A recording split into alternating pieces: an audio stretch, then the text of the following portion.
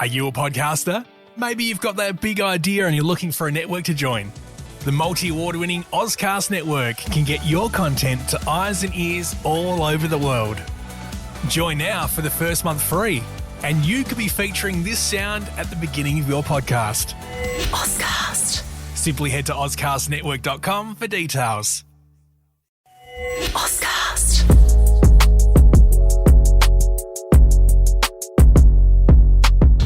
Welcome, wrestling fans, back to another episode of Just Podding Around. I'm your host, Reese Williams, and today we're diving deep into the WWE Elimination Chamber Toronto. A night filled with shocking returns, brutal encounters, and one of the most historic betrayals in WWE history. We're talking about surprise returns, career-defining performances, and the moment that shook the wrestling world to its core. Buckle up, because we've got a lot to unpack from this event at the Rogers Centre in Toronto, Ontario, Canada. Let's not waste any time. We're starting with the first big match of the night, the Women's Elimination Chamber match. The night kicked off with the Women's Elimination Chamber match, where the stakes were high. Win this match, and you're heading to WrestleMania 41 to challenge for the Women's World Championship. Originally, Naomi was set to compete, but the moment the show started, we heard Jade Cargill's music, and she made her way to the ring, attacking Naomi, and just as the match was about to start. And that left her eliminated straight away. This left Bianca Belair, Liv Morgan, Alexa Bliss, Bayley, and Roxanne Perez to battle inside the chamber. Now, let's talk about how this match played out. Bayley was the first to be eliminated. Liv caught her off guard with a roll-up at the 19-minute mark. Roxanne Perez put up a great fight but was taken out by Alexa Bliss at 23:05. Bliss didn't last much longer as Liv Morgan capitalized and eliminated her at 25:35. Finally, after an intense back and forth, Liv Morgan was eliminated by Bianca Belair at 29 minutes and 15 seconds, securing the EST's place at WrestleMania 41. Bianca Belair is now set for a championship match at WrestleMania, but the real story here is Jade Cargill. Her attack was personal, and this stems back to events that took place around Survivor Series. This shake-up could lead to something massive down the road. I'm suspecting Jade Cargill versus Naomi at WrestleMania. Up next, we had a match that was about more than just winning. It was about revenge. Kevin Owens and Sami Zayn have a history that goes back decades, but this was a different beast. WWE labelled this as an unsanctioned match, which meant there was no rules. Just two former best friends, now bitter rivals, beating the hell out of each other. And let me tell you, this was brutal.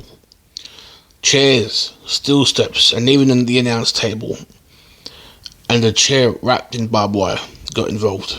At one point, Owens powerbomb Zayn onto the ring apron, a callback to the infamous NXT rivalry. Sami fought back, though showing that signature resilience. He even hit a helluva kick that nearly won him the match, but KO somehow kicked out. In the end, Owens delivered a devastating pop-up powerbomb through a table, followed by a stunner for the pinfall victory. But the drama didn't end there. As Owens stood tall, exhausted from the war he just fought, the crowd suddenly erupted. They heard a familiar music, and it was Randy frickin' Orton. The Viper made his shocking return, walking down the ring with that cold, methodical stare. The last time we saw Orton, he was taken out months ago, and here he was, staring down Owens, who had just fought one of the hardest matches of his career. And out of nowhere, boom, RKO. Orton had just laid out Kevin Owens in the middle of the ring, sending a clear message. He's back, and he's here to make a statement. And Randy Orton had also taken out all the security guards that were there to make sure that this didn't happen. After the chaos of the first two matches, The crowd got a special treat as Toronto's own Trish Stratus made her return, teaming up with Tiffany Stratton against Nia Jax and Candice LeRae. This match was all about nostalgia and passing the torch. Trish still looks incredible in the ring, and seeing her deliver the chick kick to Nia Jax was a thing of beauty. Tiffany Stratton also had the strong showing, hitting the prettiest moonsault ever to secure the win. The hometown crowd went crazy, and honestly, this was a feel-good moment we all needed. Now, let's talk about the main event. This year's men's Elimination Chamber match had some of the biggest names in WWE.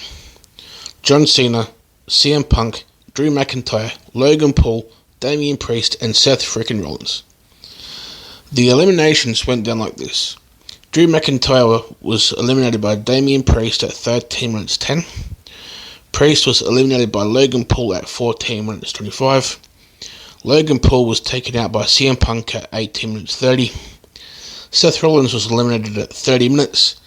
And in the final moment, CM Punk tapped out to John Cena at 32 minutes 40, giving Cena the victory.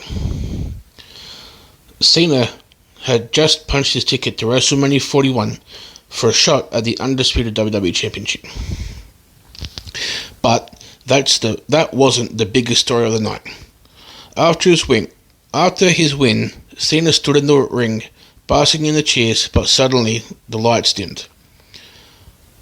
First off, Cody Rhodes made his way to the ring to congratulate John Cena for his victory. And this was the moment that The Rock's music hit. The Great One had made his way to the ring, flanked by none other than Travis Scott. Fans knew that what was about to come. The Rock was about to ask Cody for his answer on whether he'd sell his soul to Cody Rhodes.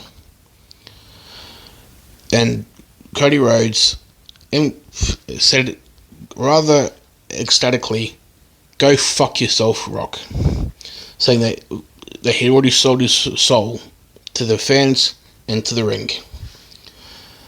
And Cena had given Cody Rhodes a high five, gave him a hug, and followed that up by a low blow, and proceeded to beat down and attack Cody Rhodes with the help of The Rock and Travis Scott.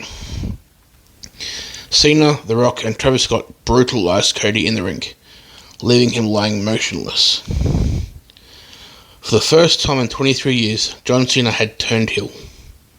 This was a moment that will be remembered forever, similar to Hulk Hogan's legendary NWO turn. The WrestleMania 41 build just got insane, and I can't wait to see what happens next. Elimination Chamber Toronto wasn't just a great show, it was historic. Bianca Belair is heading to WrestleMania. Randy Orton is back with a vengeance. John Cena turned heel for the first time since he debuted as a heel. I can't wait to see how all this plays out as we head toward WrestleMania 41. But what do you guys think? Let me know your thoughts on Twitter or in the comments. That's it for today's episode of Just Putting Around. Until next time, keep your shoulders off the mat.